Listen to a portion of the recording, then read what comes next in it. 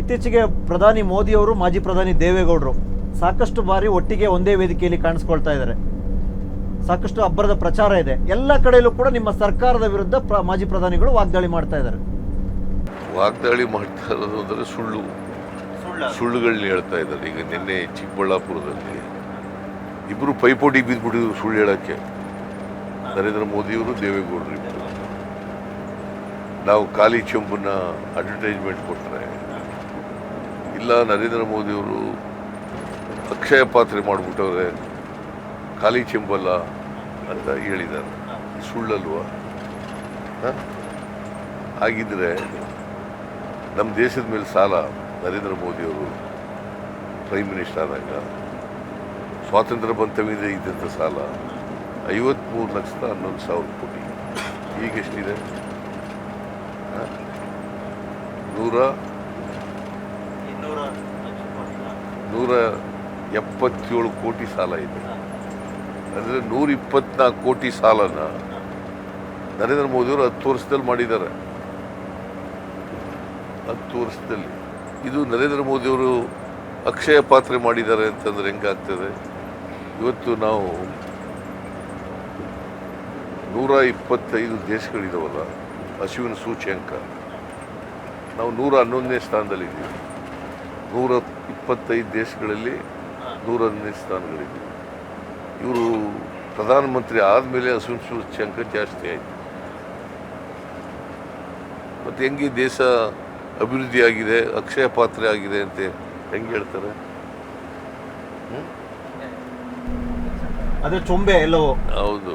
ಯಾಕೆಂತಂದರೆ ಕರ್ನಾಟಕಕ್ಕೆ ಅವರಿಂದ ಖಾಲಿ ಚೊಂಬು ಸಿಕ್ಕಿದೆ.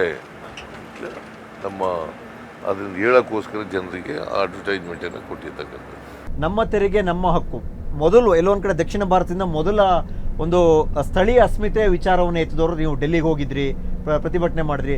ಆ ಒಂದು ಪ್ರಯತ್ನ ಈ ಬಾರಿ ರಾಜ್ಯದಲ್ಲಿ ಕನ್ನಡದ ಅಸ್ಮಿತೆ ನಿಮ್ಮನ್ನ ಕೈ ಹಿಡಿಯುತ್ತೆ ಅಂತ ಅನ್ಸುತ್ತೆ ಸರ್? ಡೆಫಿನೆಟಾಗಿ ಈಗ ನಾವು 4,30,000 ಕೋಟಿ ತೆರಿಗೆ ಕೊಡ್ತೀವಿ. 23-24ಕ್ಕೆ 4,30,000. ನಮಗೆ ವಾಪಸ್ ಬರ್ತಕ್ಕಂಥದ್ದು 55,000 ಕೋಟಿ.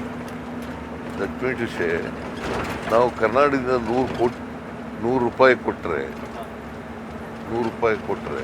ನಾವು ಬರೋದು 13 ರೂಪಾಯಿ. ಸೊ ಇದು ಅನ್ಯಾಯ ಅಂತೇಳಿ ಪ್ರತಿಭಟಿಸಿದ್ದೀವಿ. ಅದ್ರ ಜೊತೆಗೆ 15ನೇ ಹಣಕಾಸಿನ ಆಯೋಗ ಏನೇನು ಶಿಫಾರಸು ಮಾಡಿತ್ತು, ಆ ಶಿಫಾರಸುಗಳು ಕೂಡ ವಿಶೇಷ ಅನುದಾನ ಶಿಫಾರಸು ಮಾಡಿದಾರಲ್ಲ, ಅವನು ಕೊಡಲಿಲ್ಲ.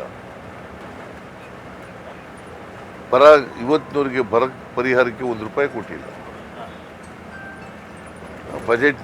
ಅವ್ರ ಬಜೆಟ್ನಲ್ಲಿ ಹೇಳಿದಂಥ 5,300 ಕೋಟಿ ಅಪ್ಪರ್ ಪತ್ರ ಯೋಜನೆ ಕೊಡ್ತೀವಿ ಅಂತ ಅದು ಕೊಡಲಿಲ್ಲ. ಇದೆಲ್ಲ ಅನ್ಯಾಯ ಅಲ್ವಾ? ದೇವೇಗೌಡರು ಇದ್ರ ಬಗ್ಗೆ ಮಾತಾಡಿದ್ದಾರೆ ಯಾವತ್ತಾದರೂ? ರಾಜ್ಯಸಭಾ ಮೆಂಬರ್ ಆಗಿ, ಮಾಜಿ ಪ್ರಧಾನಿಯಾಗಿ ಕನ್ನಡ ಜನರ ರಕ್ಷಣೆ ಮಾಡಬೇಕು, ಇಲ್ಲ ಪ್ರಧಾನಮಂತ್ರಿನ ರಕ್ಷಣೆ ಮಾಡಬೇಕು? ಇವರು ಅಲಯನ್ಸ್ ಮಾಡ್ಕೊಂಡಿದ್ದಾರೆ. ಇವ್ರ ಸ್ವಾರ್ಥಕ್ಕೋಸ್ಕರ ಅಲಯನ್ಸ್ ಮಾಡ್ಕೊಂಡು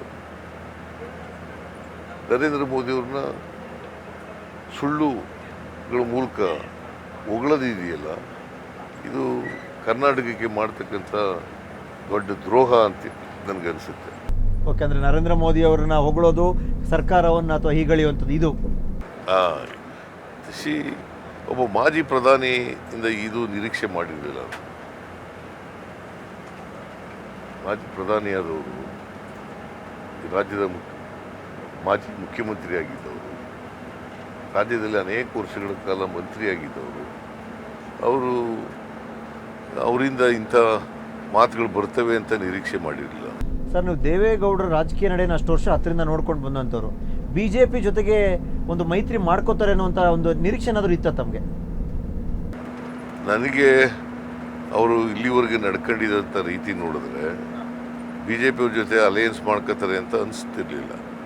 ಬಟ್ ದೇವೇಗೌಡರು ಅವರ ಅಸ್ತಿತ್ವ ಉಳಿಸ್ಕೊಳ್ಳಿಕ್ಕೆ, ಅವರ ಕುಟುಂಬ ರಾಜಕಾರಣಕ್ಕೆ ಅಲಯನ್ಸ್ ಮಾಡ್ಕೊಂಡಿದ್ದಾರೆ. ಅವರೇ ಹೇಳಿದ್ದಾರೆ ನಾನೇ ಹೇಳಿದೆ ನನ್ನ ಮಗನಿಗೆ ಹೋಗಿ ಅಲಯನ್ಸ್ ಮಾಡ್ಕೊ ಅಂತ ಹೇಳಿದೆ ಅಂತ ಅವರೇ ಹೇಳಿದ್ದಾರೆ.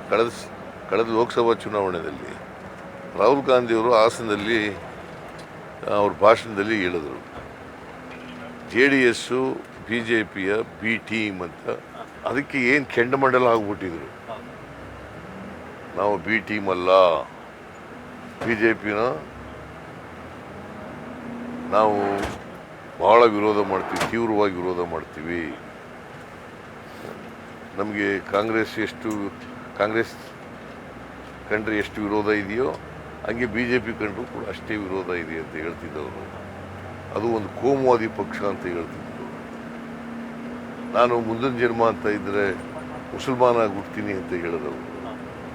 ನರೇಂದ್ರ ಮೋದಿ ಅವರು ಪ್ರಧಾನಮಂತ್ರಿ ಆಗ್ಬಿಟ್ರೆ, ಈಗ 2019 ಹೇಳಿದ್ದದು, ಪ್ರಧಾನಮಂತ್ರಿ ಆಗ್ಬಿಟ್ರೆ ನಾನು ಈ ದೇಶ ಬಿಟ್ಟುಬಿಡ್ತೀನಿ ಅಂತ ಹೇಳಿದವರು.